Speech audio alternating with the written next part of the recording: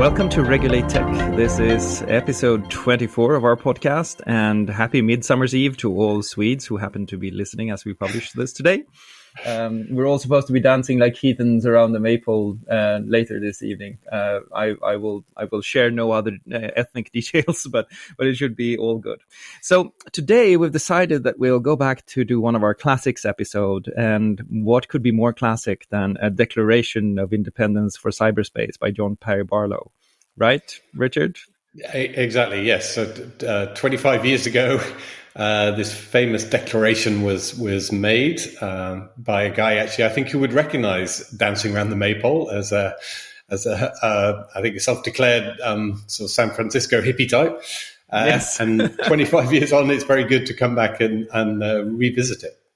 And it's good to also have in the back of our minds what the context was when he wrote this, and he sort of penned it on his clunky Apple MacBook, as it says in a Wired article. He was in Davos. Davos man gathers and discusses the future, and on the mind of everyone back in 1996 was the internet. And Barlow, who had founded the Electronic Frontier Foundation 6 years prior to this in 1990 to fight for electronic rights, was furious, reportedly, with Bill Clinton for signing the Telecommunications Act into force. And in it, also the Communications Decency Act that restricted speech on the internet in the name of protection of minors. And so he sat down and he wrote this extraordinary document that's really it's a window into how the internet was perceived back then. And I think you and I discussed and decided that we would actually read it out and then comment on it paragraph by paragraph, because it's worth doing that. It's worth sort of taking the time and thinking about this document in detail. So why don't you start with the first paragraph? I will start, and actually for those who are listening who haven't heard this, it's well worth going to your favorite search engine and typing in John Perry Barlow Declaration of the Independence of Cyberspace recording, and he actually did a recording sort of later in life, which is really good. So we will do our humble best to do justice to the document.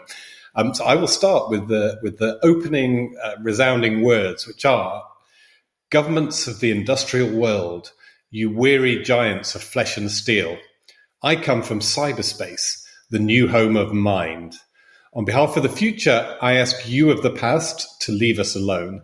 You're not welcome among us. You have no sovereignty where we gather. So, Nicklas, how do we feel this one has stood up? It's quite a start. How do we feel this has stood up? Well, I think there's so many things about this that resonate with me. One of the things that I think is interesting is this feeling of curating something incredibly new. And it's easy to forget, especially for the generations who have grown up with the internet. I think the feeling of being able to access a website in Australia or find book in MIT Classics archive like Plato or Aristotle or all that feeling, the feeling of newness, is what he's channeling in this one. I feel it's sort of this is a separate world opening up. And if you think back about what your first encounters with the internet were, it's not far from that. And it's sort of sometimes I it's a sign I'm getting horribly old, but I can sort of lament that people don't have that experience of encountering this global network of information and knowledge and debate for the first time. And I think that's what I think most about when I sort of hear this first paragraph. And then, of course, I think it's then it's sort of really hard not to look at or sort of end up in the last sentence where it says, you have no sovereignty where we gather.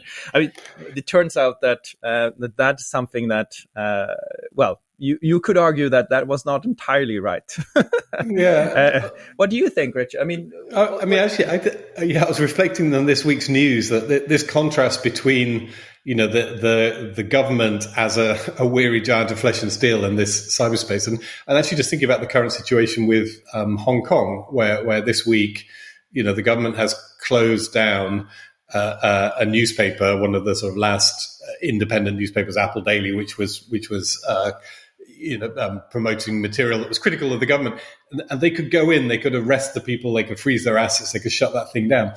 But people in Hong Kong can still get to their home of mind. They can go to cyberspace So all that kind of content still exists. So there is still a contrast, I think, today between, that which can be physically controlled by governments, and cyberspace does exist as another thing. And of course, governments, and we assume the Chinese government will try and do this, can try and prevent their people getting to cyberspace. But what they can't do is shut down cyberspace like they can shut down a physical newspaper. So I think there is something still there, that this thing is different, because no single government is able to sort of say, literally send people in and arrest the internet in the way that you can arrest the people who produce a newspaper. Yes, and I think there's another thing here that's interesting to reflect on, and that is that we should remember that back when Barlow is writing this, it's not clear cut that the internet is synonymous with cyberspace. Yes. The concept of cyberspace, launched in Neuromancer by William Gibson, for example, is described as this consensual hallucination where we all sort of create really a home of mind. And the concept of cyberspace is vastly larger than the concept of the internet. They sort of increasingly get conflated and intertwined, and they're tied together in different ways. But when Barlow is writing, metaphysically, he's writing about something very different than just sort of the cables in the ground and the telecommunication providers and the websites. And that is also something that is easily lost. But you can see the creativity and generativity of this alternate domain in, for example, Clubhouse today, where there are conversations had that can't be regulated but are harder to regulate and are immediate and evaporate when you close the app. There's something there too that I think is important to remember. It's easy to read this and say, well, the internet got regulated, but that's not covering, I think, the full vision of what Barlow is trying to do here. Exactly. So do you want to take on, Nicklas, the second paragraph where he gets straight on to this governance question? Yes. So I'll read the second paragraph. It says, "We have no elected government, nor are we likely to have one. So I address you with no greater authority than that with which liberty itself always speaks. I declare the global social space we're building to be naturally independent of the tyrannies you seek to impose on us. You have no moral right to rule us, nor do you possess any methods of enforcement we have true reason to fear." So what do you think about this one, Richard? So in some areas, I think it's actually true that this global social space is naturally independent of tyrannies. And, it is inherently very difficult to control. The nature of it is such that any single government will find it hard to control, and therefore say, in last resort is they try and cut off access to the space because it is uncontrollable. But that last sentence, so you have no moral right to rule us. I think that may have shifted, that there are quite a few people who feel that they would like governments to intervene more on the internet. So that definitely, I think, has shifted, and that may reflect in part that John Perry Barlow comes from a particular sort of US libertarian tradition that is more skeptical of government, shall we say, than ordinary citizens are in a lot of other parts of the world. And then this very last sentence, you don't possess any methods of enforcement we have true reason to fear. I think that has fundamentally shifted, and governments have developed methods of enforcement, and that's actually we're still at the frontier of that debate. That the idea that governments would not find ways to kind of get hold of private conversations, to spy on people, to surveil them. I think in 1996 it seemed like the techies, the geeks, were way ahead of governments. I think in 2021, governments have caught up a lot, and in many cases they are able to surveil and intrude to a very significant degree. Yeah, it's funny because when you read exactly that sentence, you go like, well, Barlow made the right observation, but he drew the wrong conclusion, because the observation that you have no methods of enforcement we have any reason to fear should lead you in the next step to, so that's what you're going to do. Yes, exactly. That seems to be the reasonable conclusion, right? And there's a lot of stuff like that in the declaration where the observation is accurate, but the conclusion sort of doesn't follow. There is not immediately the conclusion that, so this is what will happen. I think with 2020 hindsight, of course, it's hindsight. It's sort of easy to say that, but I think that's really one thing that sort of stands out when you reread the declaration 25 years later, is that its predictive powers in the observations are not being fleshed out in conclusions that could have led to perhaps a very different program. Now, we should say he was successful. The CDA was challenged constitutionally and struck down by the US Supreme Court. So in a sense, the declaration did what it was supposed to do. But it's sort of, there's so much more in these observations that is not drawn out. The other thing that I thought about that I wanted to ask you about is that, he describes this. It says, I declare the global social space we're building to be naturally independent. That this is a social space. This is way before social networks were even thought of, right? But there's something about that I found really interesting. He doesn't talk about it as a technology, almost never. He talks about it as this social space. So there's something about that I thought was intriguing. Yeah, it's a place where people come together, and I think that's sort of like a consistent theme. It's this, his real passion is the exchange of ideas, in all senses, whether that's created products, and again, if people aren't familiar, he was very, very strongly against use of copyright law, and this actually goes back to the Grateful Dead that he was part of, where they famously were very comfortable with people making cassette recordings of their concerts and distributing them at a time when that was seen as sort of shockingly revolutionary. So he's very much into the idea. Yes, it's about people getting together and sharing created product ideas of all sorts with each other in this global social space. To your point on you're right, the predictive power of, or rather the accurate description of what's happening, but not predicting the reaction. I think when we get onto the next paragraph, that's exactly where we are with some of what he talks about there. So if I can jump into that one, he says, governments derive their just powers from the consent of the governed. You have neither solicited nor received ours. We did not invite you. You do not know us, nor do you know our world. Cyberspace does not lie within your borders. Do not think you can build it as though it were a public construction project. You cannot. It is an act of nature, and it grows itself through our collective actions.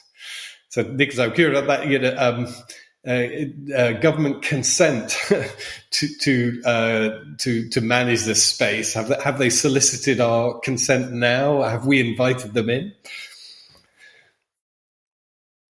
No, but this is, and you're right. I mean, this is also where his powers of observation exceed his power of prediction, because I think in a certain sense, he believes that consent can be withheld, and that this space is so separate that you can essentially talk about a new act of consent being needed.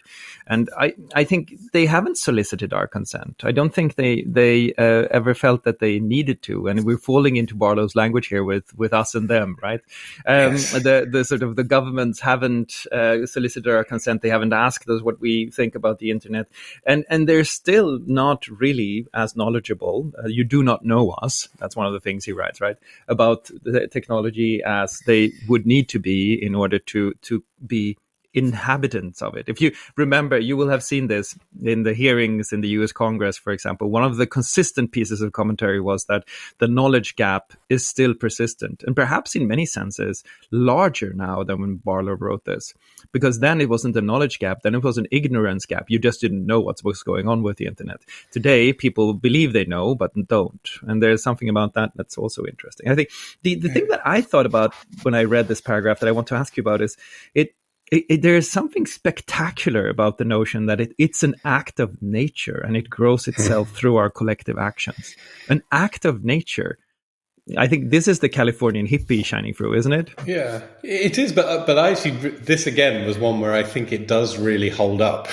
That it is this, the internet is what we all have made of it. It doesn't exist sort of necessarily outside ourselves, and it has grown. And sometimes we don't necessarily like to recognize that, because again, we'll get on to when he talks about this sort of mix of the good, the bad, and the ugly with the internet. But I think it does in many ways reflect all of our collective actions, for better or worse. So I think this does hold true. Just on the you do not know us, I was reading one of the other pieces that John Perry Barlow wrote about the origins of the EFF, this campaigning organization. And he talks about back in 1990 where the FBI came to interview him about some source code that had been allegedly illegally released. And he has this wonderful description where he says he spent 3 hours, I think it was, explaining to the FBI agent what guilty would look like before he could go on to justify his innocence, because the FBI agent was coming to accuse him of a crime that the FBI agent did not understand at all. And so again, if we think back then, part of the scene that was happening at that time was that you had law enforcement agents running around trying to prosecute people for offences which were quite serious. I mean, it would be really bad to be sort of hauled in on one of these crimes. But the agents themselves did not know them. They did not know that world. And so I think that's really sort of illustrates, I say, what was happening then, and to a certain extent still happens today. I mean, law enforcement has caught up, but there are still huge gaps between, and I'm sure you've experienced this, between what law enforcement thinks is possible sometimes and what's actually possible.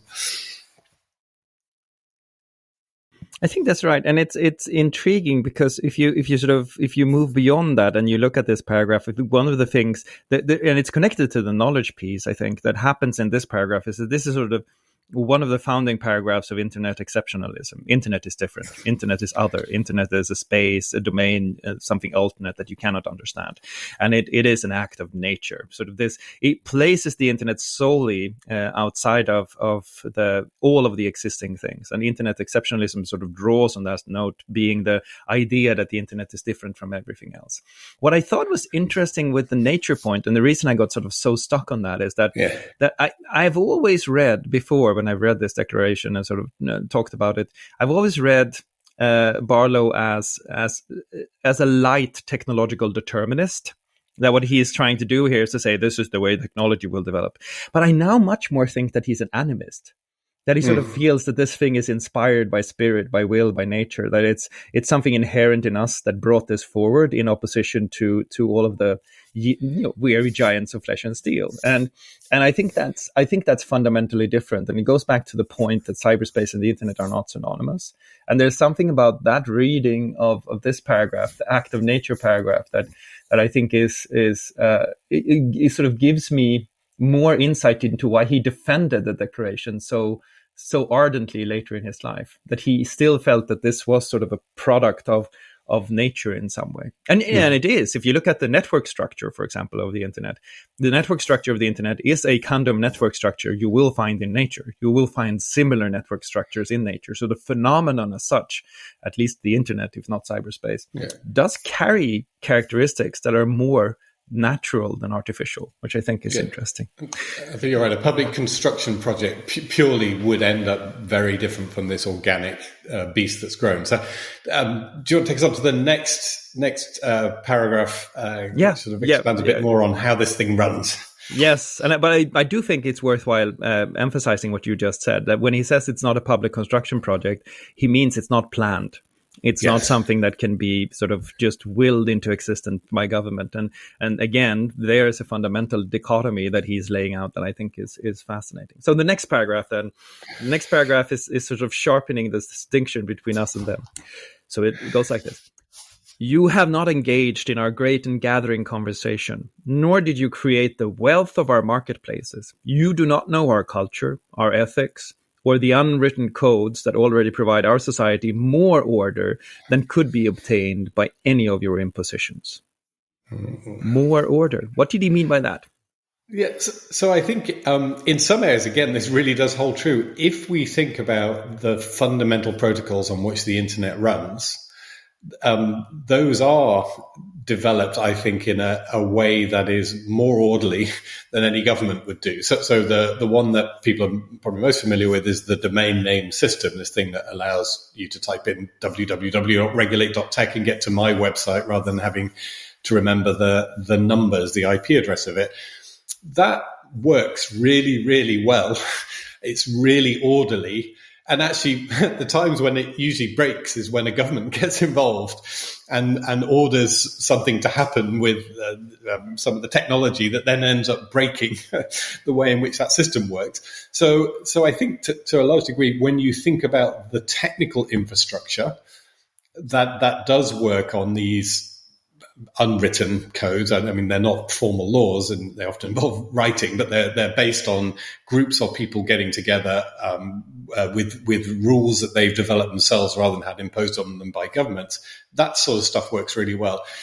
I think where it's perhaps more of a stretch is when we think about the social behaviour that exists between people, and there I think we can explore this further, but whether the lack of law and the unwritten codes are as effective there. But when it comes to technical protocol, they're absolutely, I think they do work better than any government could have created. I'm curious about, Nicklas, this thing of, nor did you create the wealth of our marketplaces. So it's the first time we sort of get in to talk about money. And one of the things that strikes me that this doesn't necessarily reflect is, he's talking to government throughout this. And arguably the thing that stepped into the gap, because governments couldn't regulate the internet, was the large companies. It's been businesses that have sort of ended up governing these social spaces as opposed to governments governing these social spaces. What do you think of that?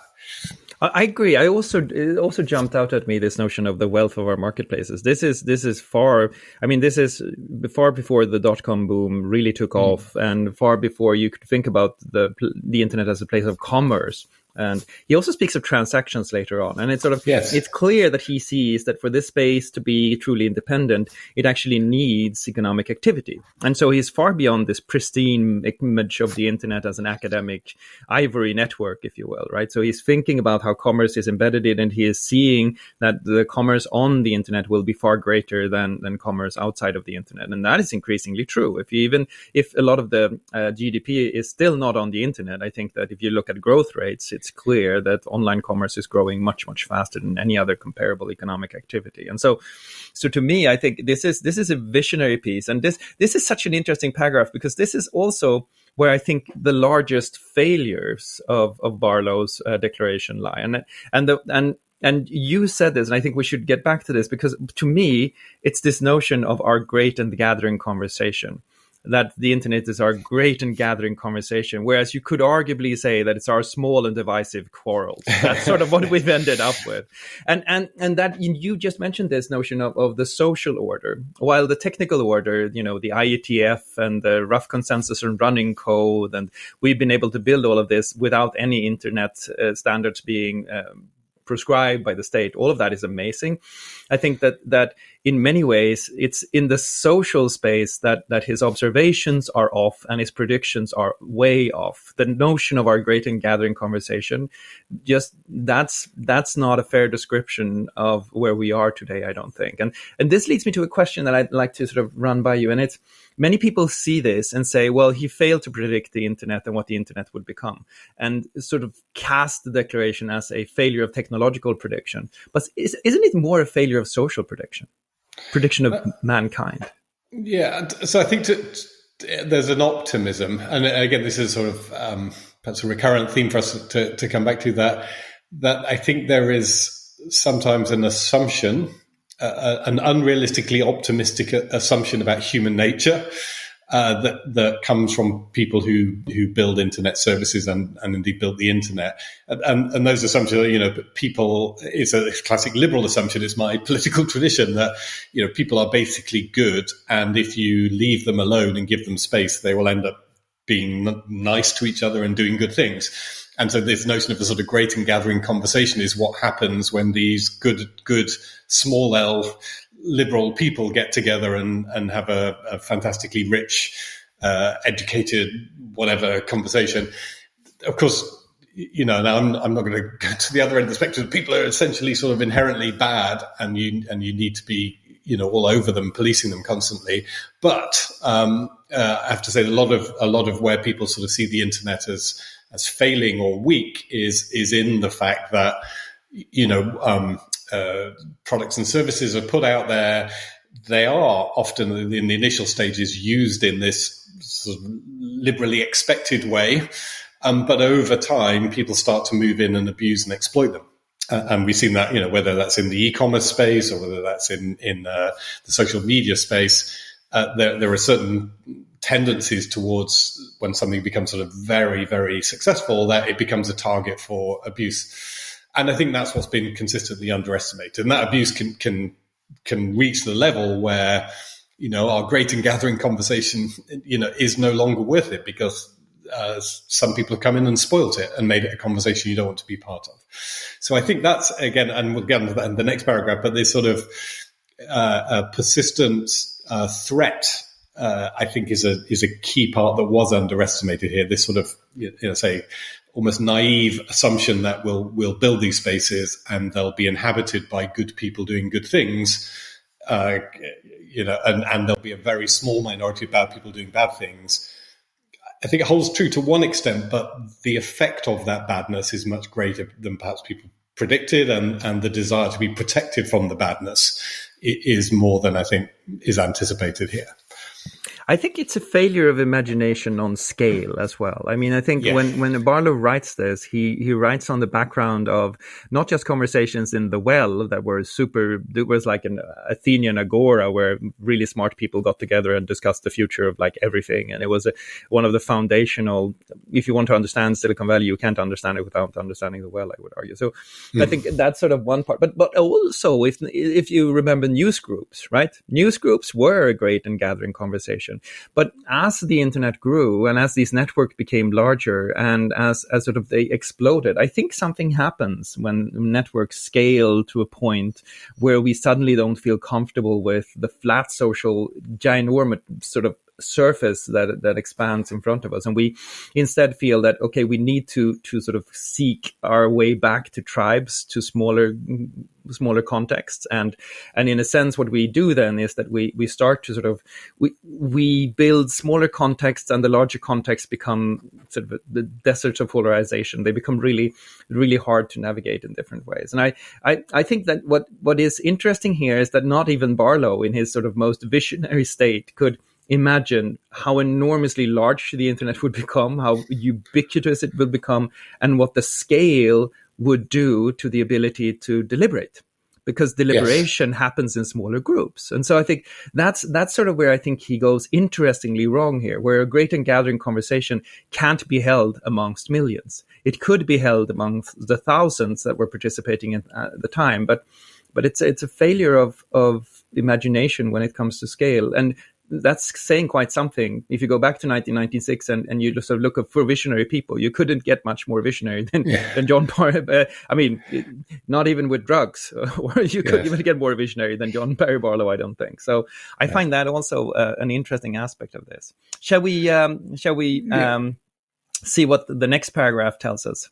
Yes, exactly. So the next paragraph does zero in precisely on this question of the harms that may occur. And it reads like this. You claim there are problems among us that you need to solve. You use this claim as an excuse to invade our precincts. Many of these problems don't exist.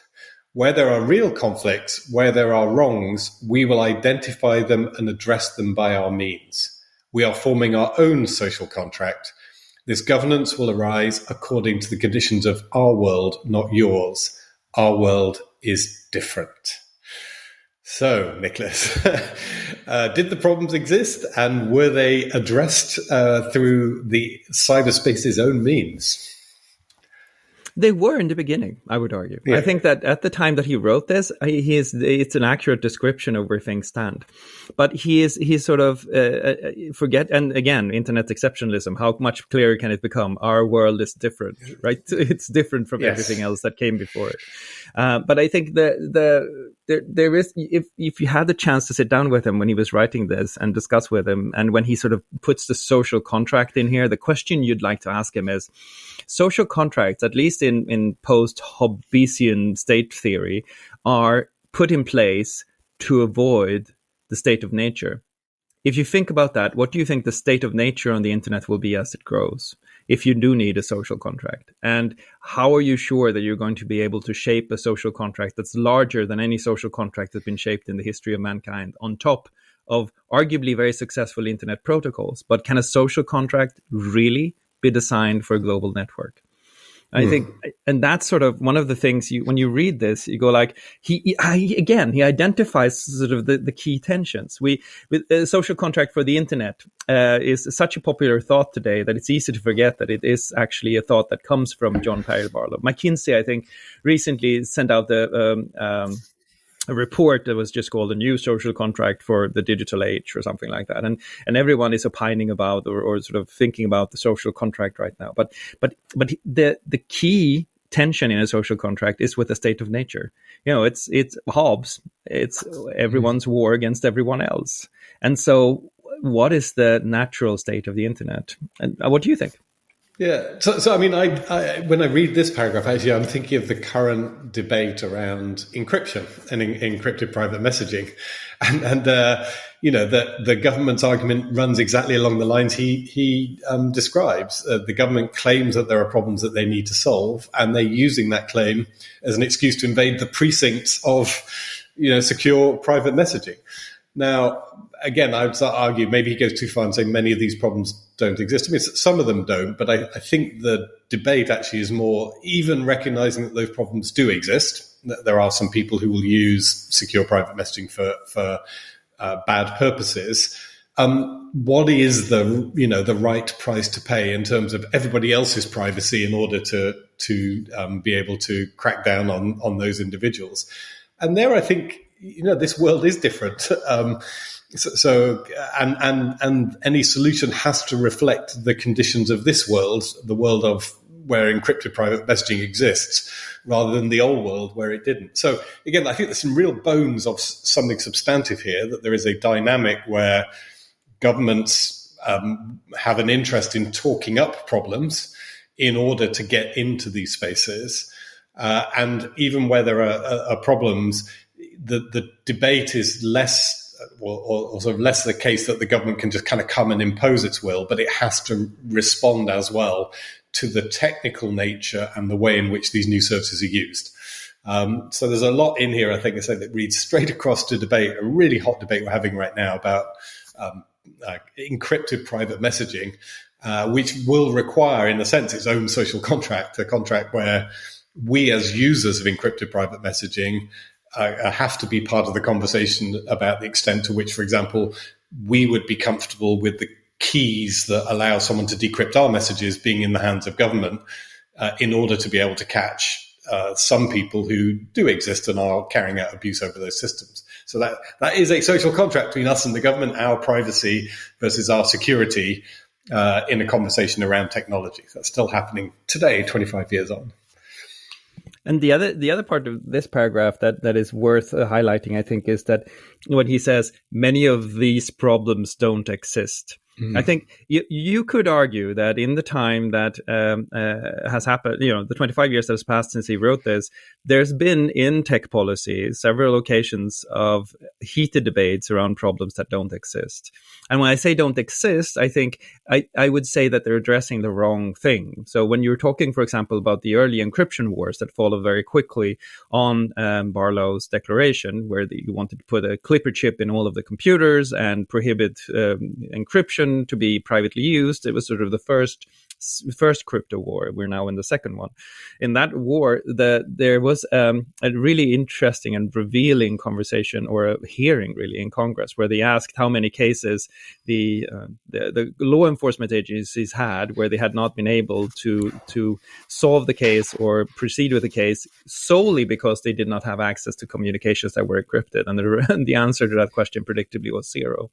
So the manufacturing of problems to control this alternate domain should not be underestimated as one of the many factors in which the government, one of the many responses that the government has crafted in order to address this sort of separate alternate community, right? Yeah, I think, again, one of those areas where I think I like to be even-handed and just recognize everyone's internal biases. And, if I was working in law enforcement, I would want to get more powers to do my job, which is catch criminals. And the way I would do that is to talk up the threats all of the time. And if I'm working in an internet company and what I want to do is sort of control my own technology and not have it dictated by law enforcement agencies. My incentive is to talk down the problems so that I can sort of weaken the case for those interventions. So I think, in that debate, both sides have an inbuilt incentive, one to exaggerate and the other to play down. And to a certain extent in this paragraph, I think, John Perry Barlow is on that techie side, with that statement where he is incentivized, I think, to play them down. And that's to say, not a criticism, that's just sort of instinctive if you're on the tech side of the debate. I think that's right, but I also think that it is an interesting question whether or not a problem exists, and it's very rare that we take the time to ask that question. And it's not to trivialize the problems at all, but I think that the sort of, if you dig deeper in that particular thought, what you find is the question of, is it the right problem we're trying to solve? Both you and I, that's the right question. Yeah. And both you and I have repeatedly been frustrated, I think, when it comes to the way the problems are framed and the framings and the sort of discussion around them. So for example, we talked about the positive and negative framing. Is fake news a problem? Or should we talk about how to use the internet to increase participation in democracy and the sort of citizenship?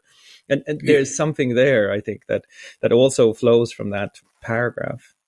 Yeah, I think you're right, because there's a difference between, talking down the fake news, which would be the sort of classic response of, well, it's not as bad as you think, versus saying, it exists, but here's why, it's not the problem, or the nature of the problem is different from the one that you thought it was, and here's why a different kind of solution is required.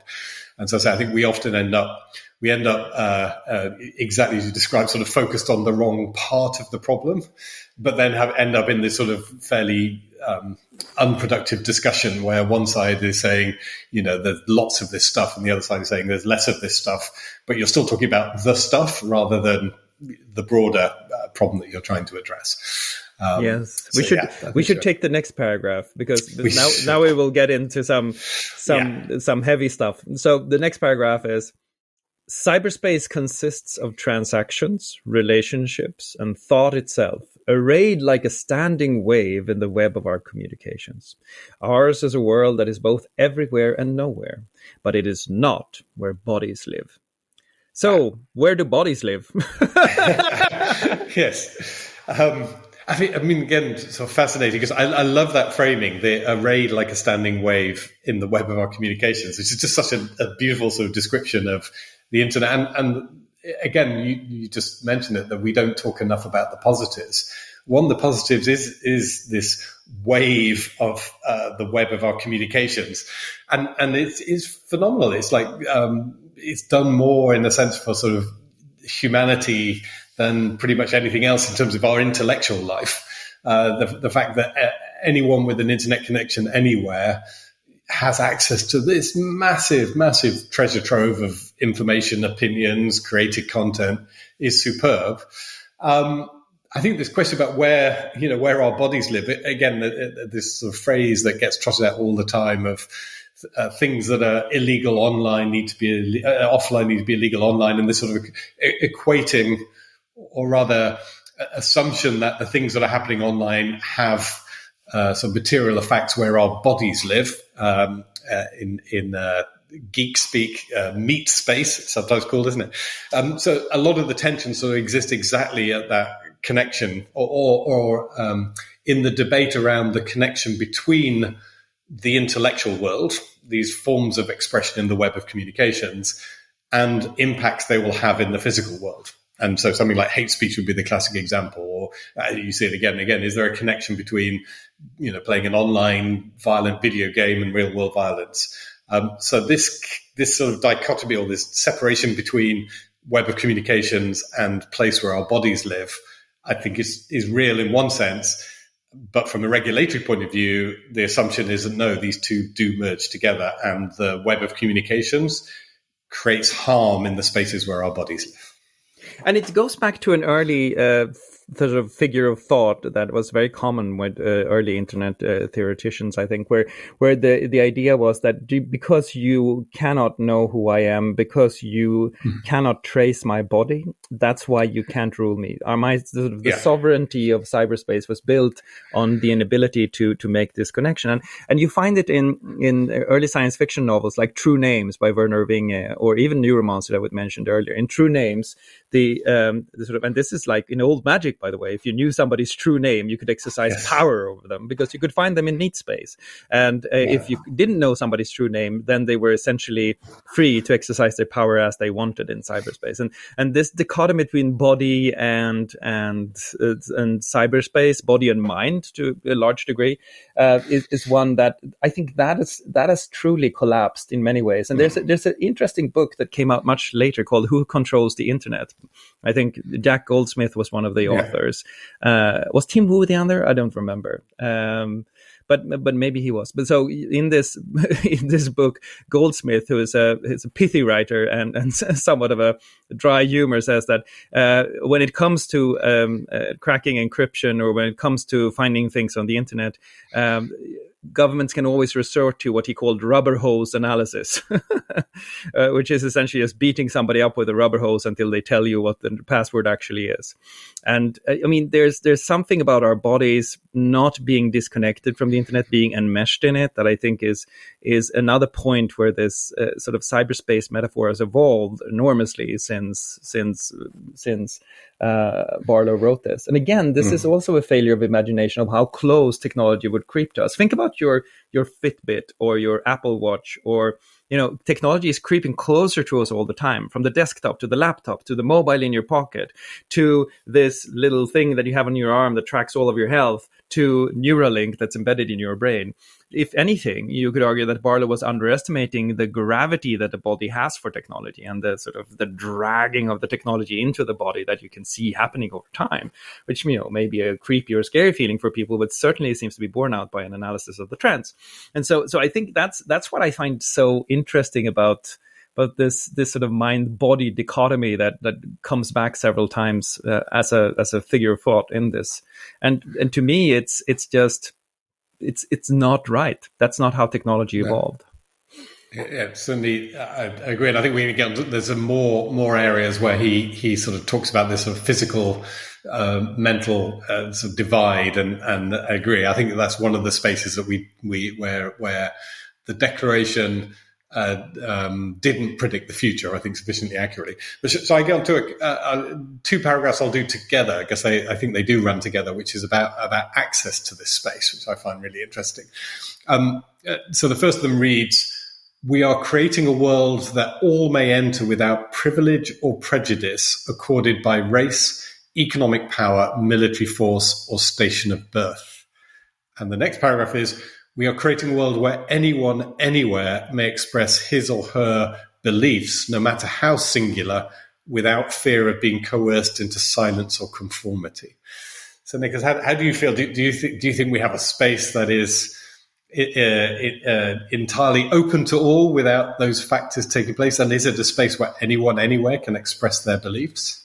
We still have massive digital divides, but I think that the principled, the sort of approach or the thought here is essentially right. If you think about other technologies and you think about how accessible they have been to people all around the world, I would argue that they've been much less available. Think about such a simple thing as sanitation. I mean, yes. How is sanitation something that all may use without privilege or prejudice? No, it's enormously it's distributed unequally in a very different way than the internet is. So the internet has an ability to, I think, spread much faster than many other technologies do.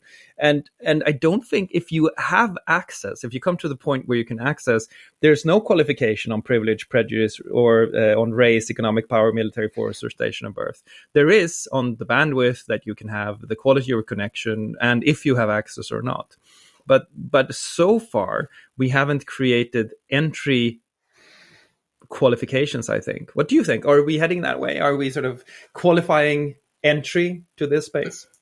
So I think over time that I think the in sense it's gone in both directions. So one is look simply through cost, which I think was the sort of biggest barrier previously. The cost of both connection and equipment, did mean that a lot of people indirectly couldn't access the internet. Not because the internet was inherently barring them as a racial group or as a social group within a particular country, but the cost condition meant that they were effectively barred. Also, a certain amount of sort of knowledge, and again, if we think of older people in particular, there was a fear of the technology and a fear of using the internet that effectively acted as a barrier. Again, not the internet didn't sort of say we have a barrier to old people, but the effect of the fact you needed a certain amount of technical expertise meant that, for some people that it didn't feel like an accessible technology.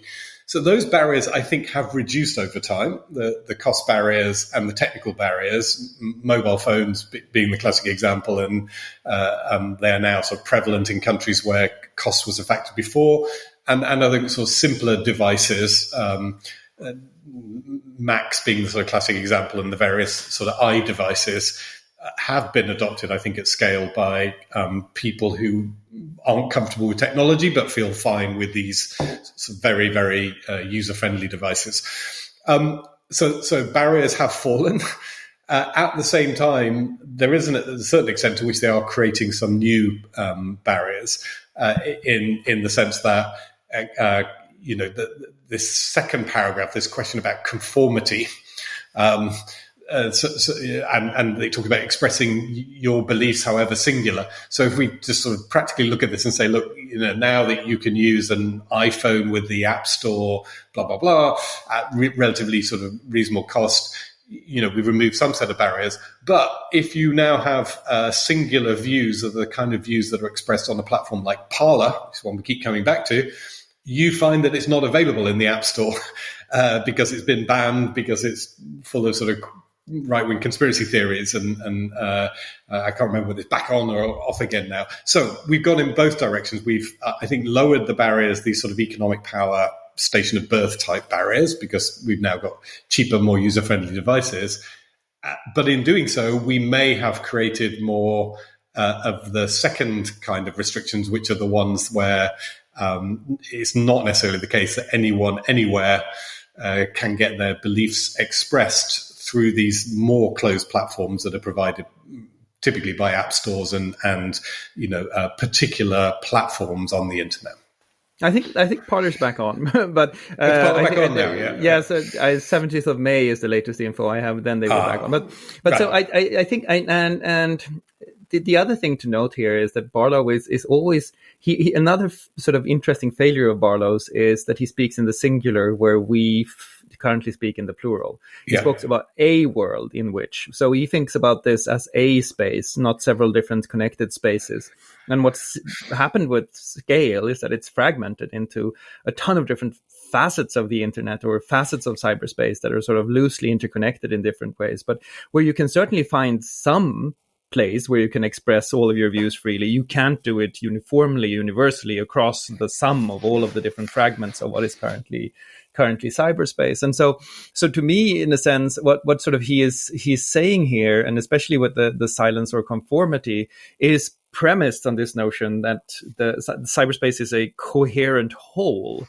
Whereas I think one of the great differences, also from a regulatory and tech policy standpoint, is that there's no such thing as one cyberspace.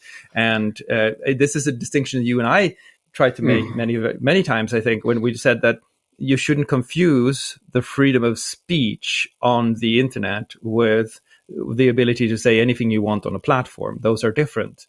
And I think that difference is not captured in the way that he thinks about this.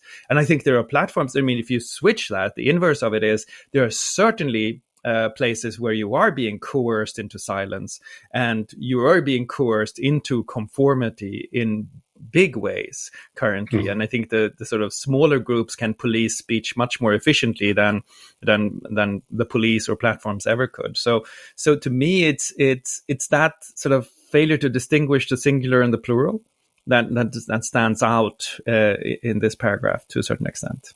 Yeah, I think you're right, because I think in a sense what we've ended up with is, talking about this earlier, this sort of the governance gap has been filled by large corporations.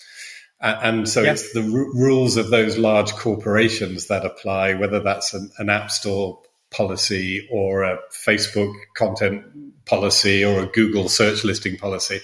And so those have had much more impact.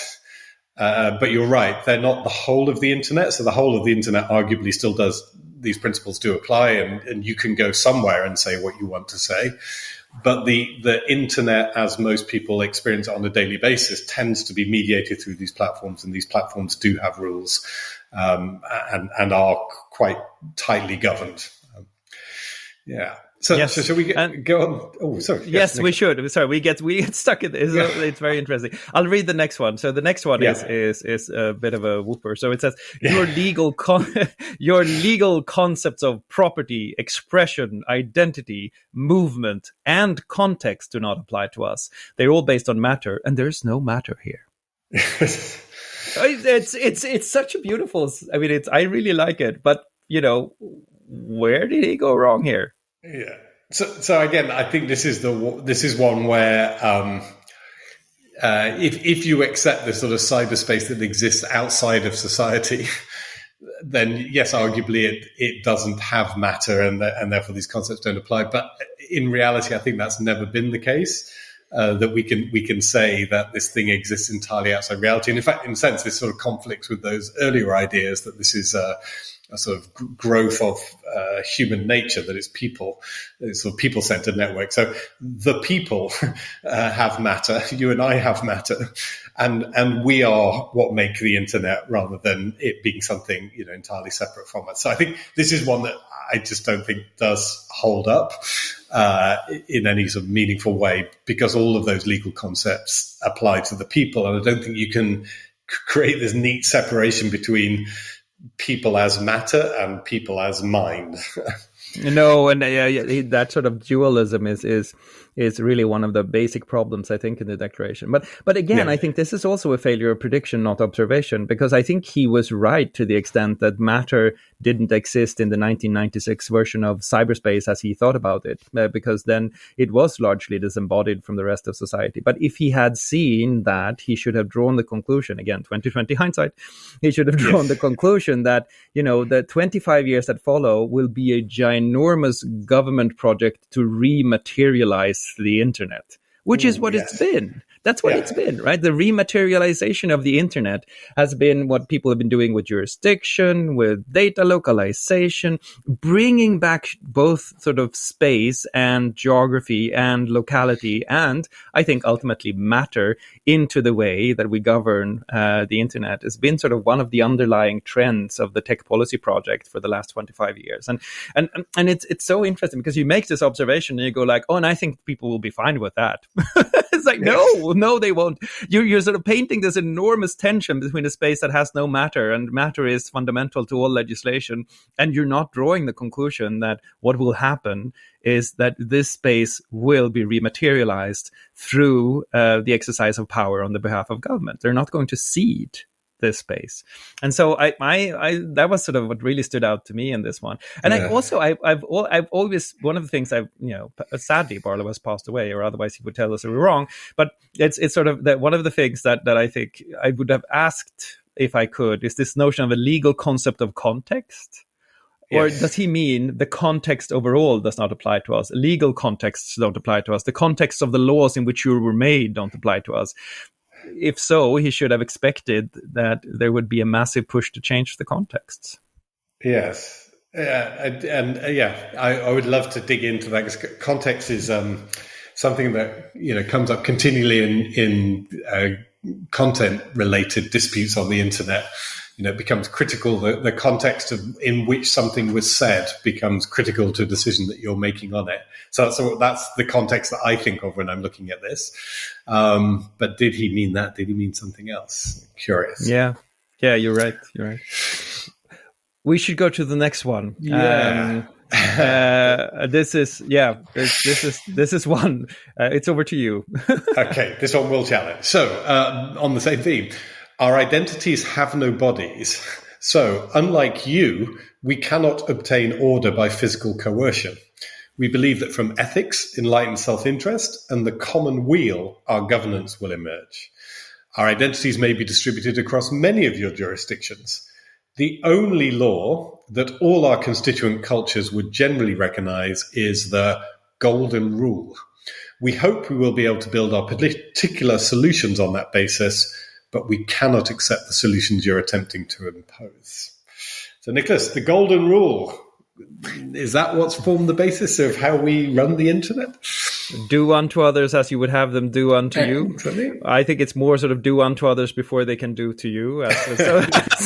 So it's no, I'm sort of kidding, but I think, I mean, it's again, it's a failure of social prediction, of technological prediction. It's a failure of what would happen to this space as it grew immensely beyond the wildest dream of anyone in 1996. And I think there are certainly communities that can be described as operating on the golden rule. I think there are, Facebook groups. I think there are fantastic groups where people help other people who suffer from really rare diseases. I think there are great educational groups online that probably do work in an altruistic fashion and sort of have the golden rule as a basic operating principle.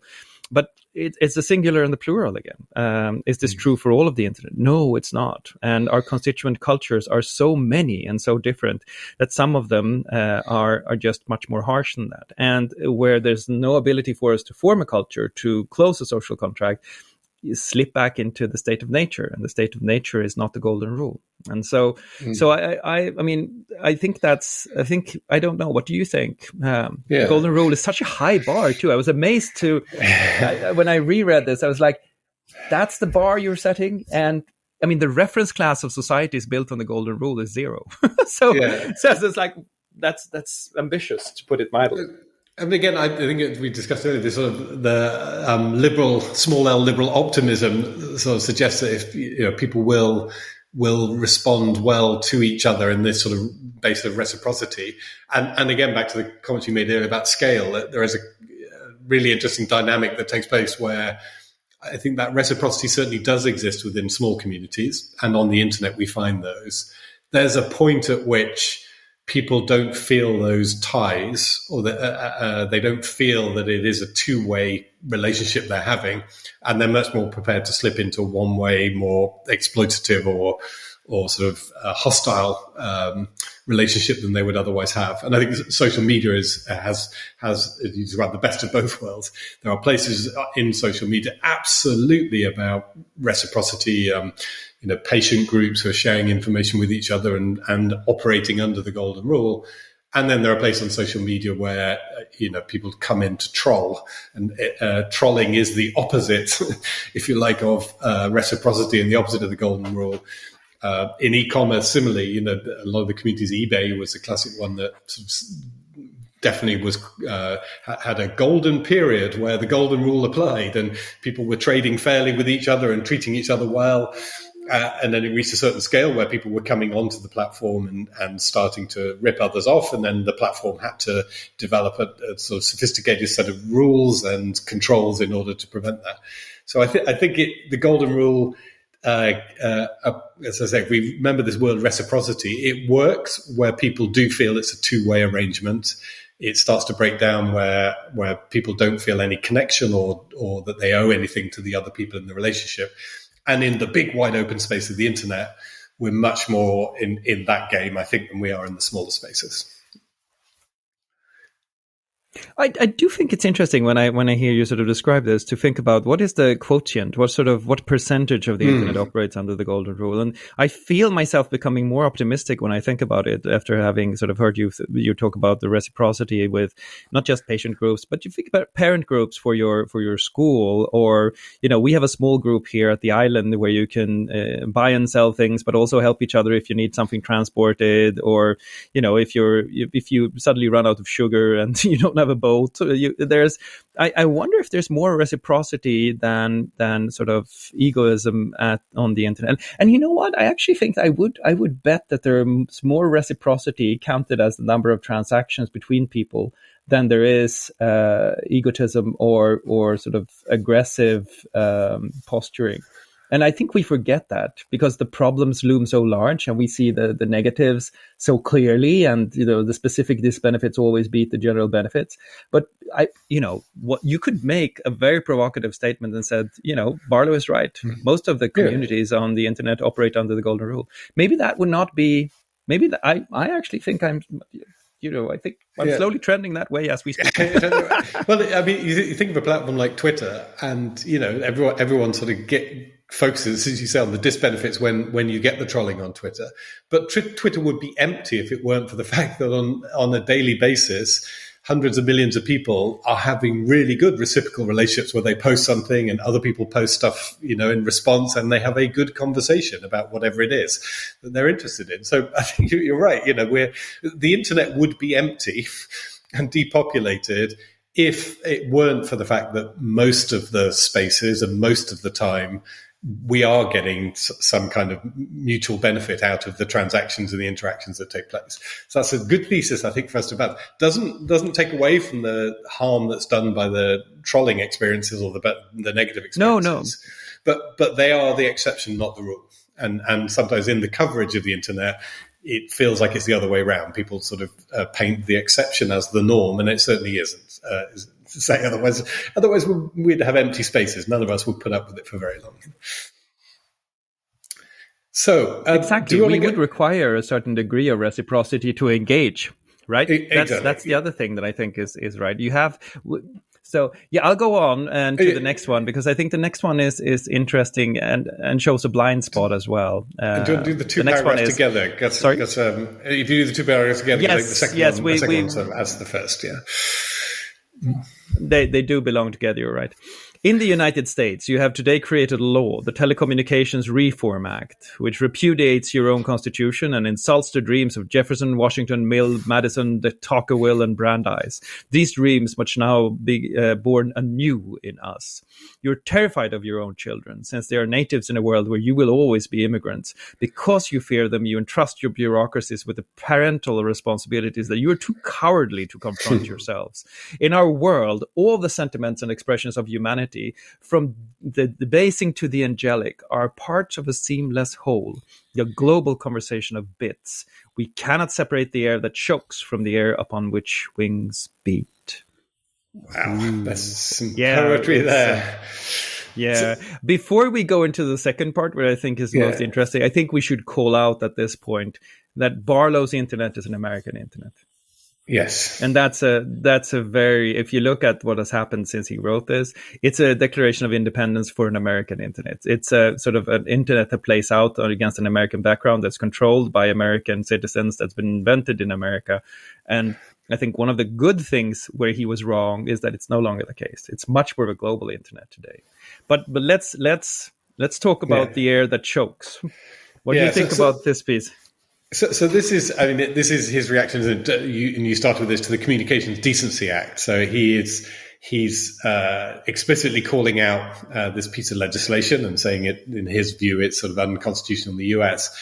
And then I think there's a notion of being terrified of your own children, being terrified of what people are saying, and putting power into bureaucracies is very much a sort of his response to the fact that the US government feels it needs to legislate in this area. The poetry I like of it, this idea that we have the debased and the angelic together, I think, and it is accurate. I mean, that's what we get. I think a lot of the regulatory response, including starting with the CDA really, and then running right up to today when we look at things like the UK online safety bill, is exactly aimed at the notion that this is a seamless whole, this global conversation. But it's saying, no, we can separate the air that chokes from the air upon which wings beat. We can have an internet that's only for the angels and not for the debased. And so he's actually sort of captured the driving force behind legislation. And I think we're still arguing today about whether or not that's possible. But it's become real. This is the common thread, I think, that runs through so much of the harms and safety-based legislation, is this idea that we can get rid of the bad stuff whilst keeping the good stuff. And Barlow clearly, is setting out a very, very clear view. You can't. And also making the point that this space is no different from any other. I like that, because what you just said, and I think that the one of the key problems in the tech policy space that we've seen in the 25 years following this is the idea that the internet should be held to a higher standard than societies in general.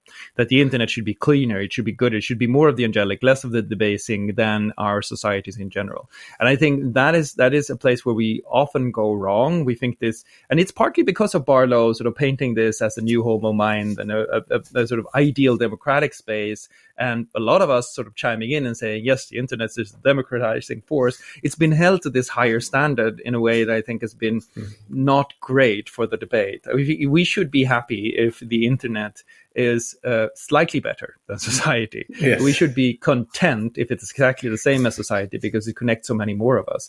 But we should not hold it to a sort of a utopian status in which the sort of wise philosopher kings are debating, and queens are debating the future of the world in a rational sense and determining it.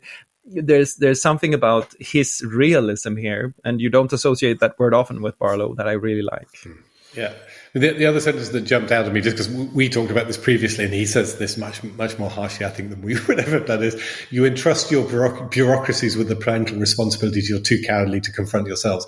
And we spent a fair bit of time, didn't we, talking about laws that impose minimum age limits on internet services, which are sort of then bypassed by parents at scale.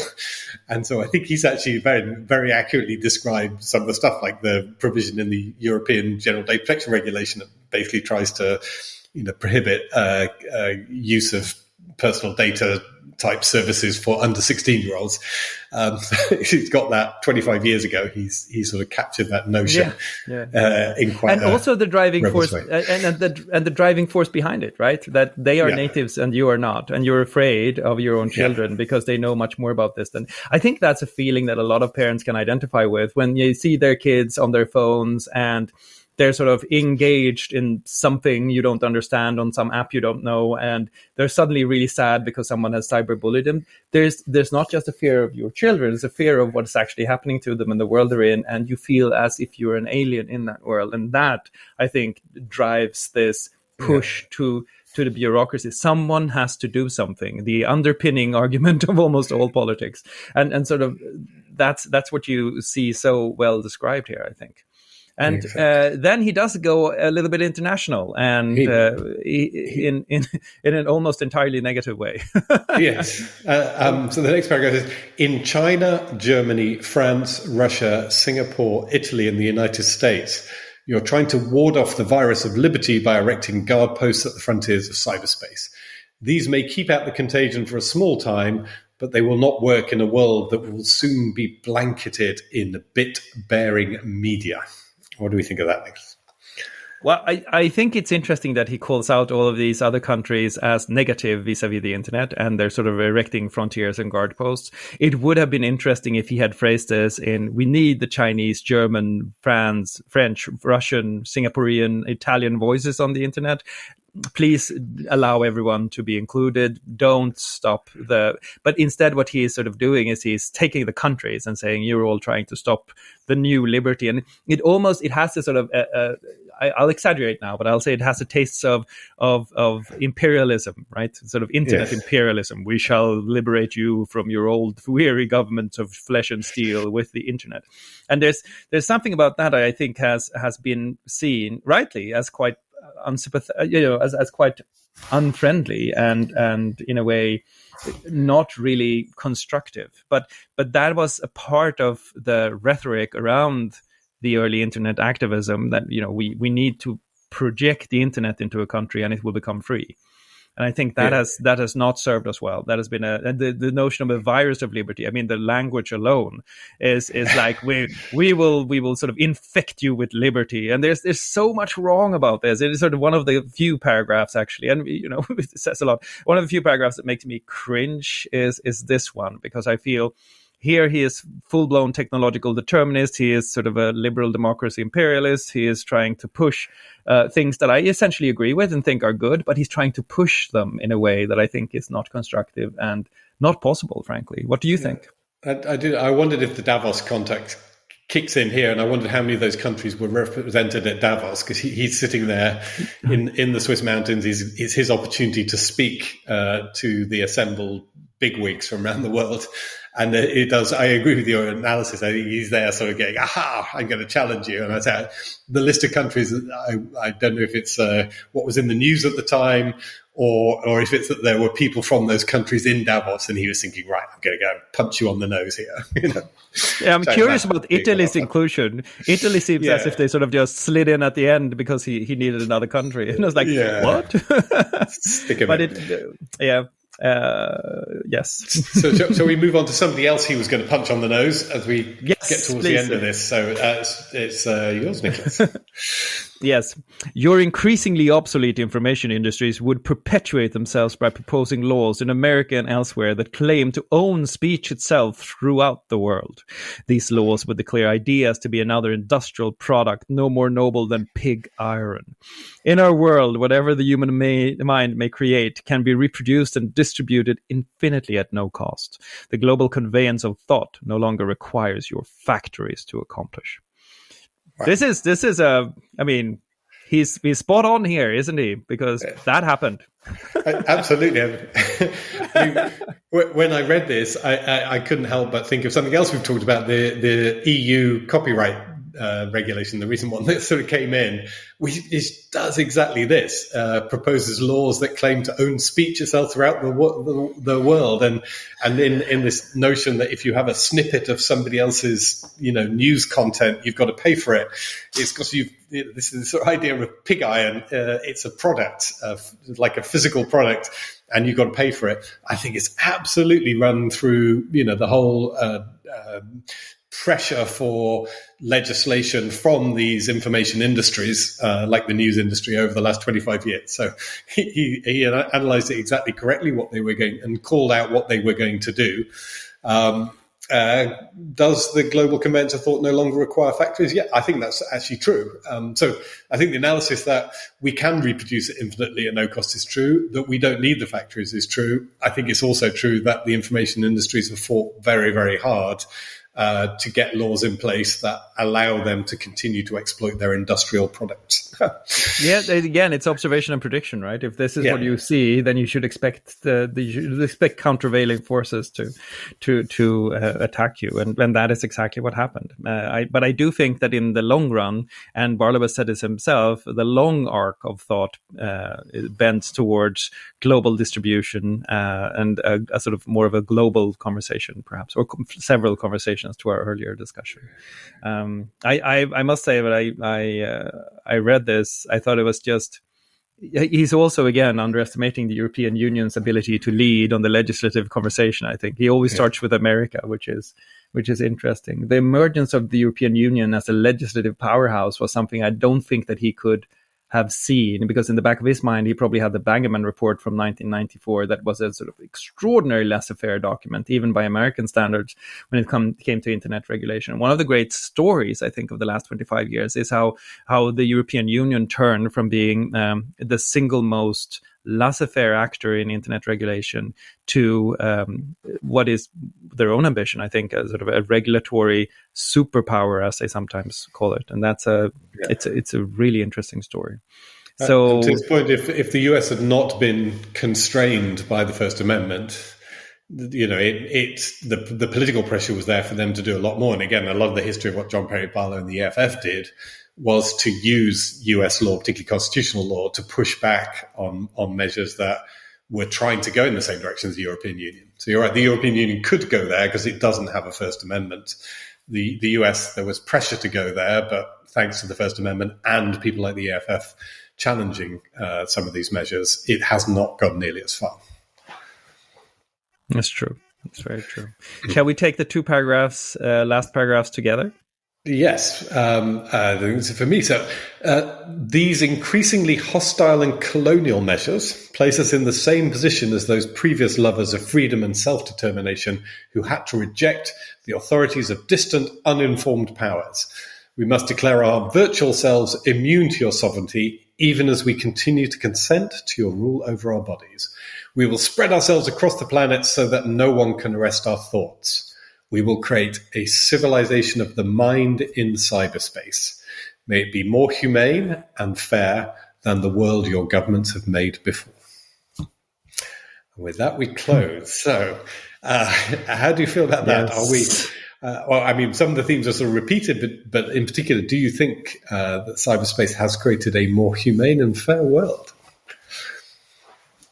It's interesting. I think we're better off with cyberspace than without it. I think we're better off now than we were 25 years ago. I think that overall the world is trending in a good direction. I'm sort of an existential optimist with the mind of a golden retriever. I tend to think that everything will go just fine. And so I would say that we have created a civilization not separate from our civilization, but integrated with the sort of the vision of cyberspace here. But I also wouldn't rule out the Declaration of Independence. One interesting way to read this is to read it against different time horizons. If you read it against sort of a 25-year time horizon, as we have done here today, we would say that there are a lot of things in here that turned out not to be entirely right, and there's a lot of stuff where he sort of got the observation right, but the prediction failed. But if you sort of start to read this against a 50-year horizon or a 100-year horizon, and you start thinking about what are happening to these trends over time, how much can you restrict communication in a world where communication increases in bandwidth and networks and connectedness or connectivity across the world? What is happening over time? You may want to read more carefully, because Barlow may be onto something that is a little bit more interesting to read in a 50 and 100-year perspective than to read in a 25-year perspective. So I read this, and I must confess to sort of feeling a sense of adventure, and that we're part of this, which I think is a large revolution in the state of human affairs, and that sort of there is this alternative vision that is current. We're sort of in the Empire Strikes Back phase of Star Wars, and sort of Luke has had his hand cut off and is dangling from a fence and about to fall off, and just discovered that the Darth Vader is his father, or that the internet can censor, and now the question is, what happens next? And I think this way to read Barlow as something that opens up to what happens next is where I net out. Right. What about you? I think I'm in a similar place. I'm just thinking that these recordings, in a way, are one of our modest contributions to this civilization of the mind in cyberspace. So we have this opportunity, not so trivially. We have an opportunity to share our thoughts, to get them out there, to engage with other people around our thoughts, to read their thoughts. It has become material in a way that 30, 40 years ago was just not possible. You had to find limited paper-based resources. You had limited spaces within which you could debate with other people. You had to physically get into the same spaces. All of that has fundamentally changed. So I think you're right. Over the long arc, we have created a civilization of the mind in cyberspace. It comes with some downsides. Certainly true. This connectivity comes with some downsides, but I think net, it's tremendous. And it is humane by and large, and it's certainly human. So I'm ending on a similarly positive note. Gosh. Yes. Gosh, this was a long session, but it was worth it. Thank you. I think this is really, really interesting. And this podcast can be found on your website, which is www.regulate.tech. And with that, I, Nicklas Berild Lundblad, and I, Richard Allan, signing off our 24th episode of Regulate Tech. Thank you for listening, and do tune in next week. Thank you.